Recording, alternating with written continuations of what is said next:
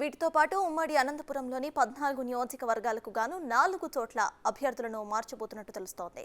జిల్లాలోని రాయదుర్గం, కళ్యాణదుర్గం, పెనుగొండ, సింగనమల స్థానాల్లో మార్పులు చోటు చేసుకోబోతున్నాయి. లిస్టు రెడీ అయ్యిందని, రేపో మాపో లిస్టు వస్తుందనే చర్చ కూడా సాగుతోంది. లిస్టు విడుదలైన తర్వాత ఏ నేత ఉంటారు, వెళ్తారు అని పార్టీ అధిష్టానం అంచనా వేసుకుంటున్నట్లు సమాచారం.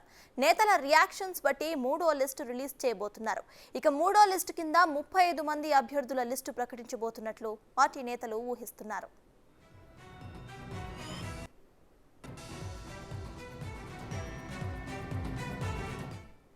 అయితే ఇప్పటికే ఎమ్మెల్యే ఆర్కే పార్టీకి రాజీనామా చేయగా రాజకీయాలకు దూరంగా ఉంటామని మైలవరం ఎమ్మెల్యే వసంతకృష్ణ ప్రసాద్, గిద్దలూరు ఎమ్మెల్యే అన్నా రాంబాబు ప్రకటించారు. అదేవిధంగా అధిష్టానంపై అసహనం వ్యక్తం చేస్తూ పెనమలూరు నియోజకవర్గ ఎమ్మెల్యే పార్థసారథి వ్యాఖ్యలు చేయడం కూడా సంచలనంగా మారింది. దీంతో నేతలను బుజ్జగించే పనిని రీజనల్ కోఆర్డినేటర్స్ కు సీఎం జగన్ అప్పగించినట్లు తెలుస్తోంది.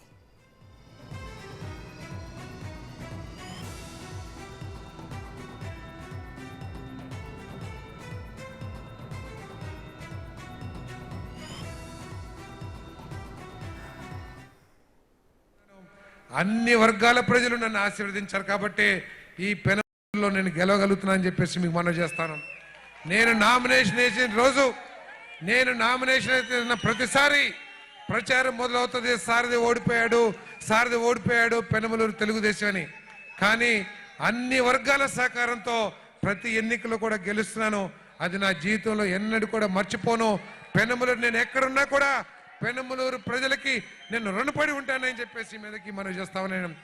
దురదృష్టవశాత్తు మన ప్రియతమ నాయకుడు జగన్మోహన్ రెడ్డి గారు నన్ను గుర్తించకపోయినప్పటికీ కూడా ఈ నియోజకవర్గ ప్రజలు నన్ను గుండెల్లో పెట్టుకొని ఎటువంటి అవమానాలు ఎదురైనా కూడా నన్ను కాపాడుతూ వస్తున్నారని చెప్పేసి, నా వెనకాల అండగా ఉంటున్నారని చెప్పేసి, వాళ్ళకి ఎప్పటికైనా సరే ఎమ్మెల్యేగా కాదు సేవకుడుగా ఉంటానని చెప్పేసి మనవి చేస్తూ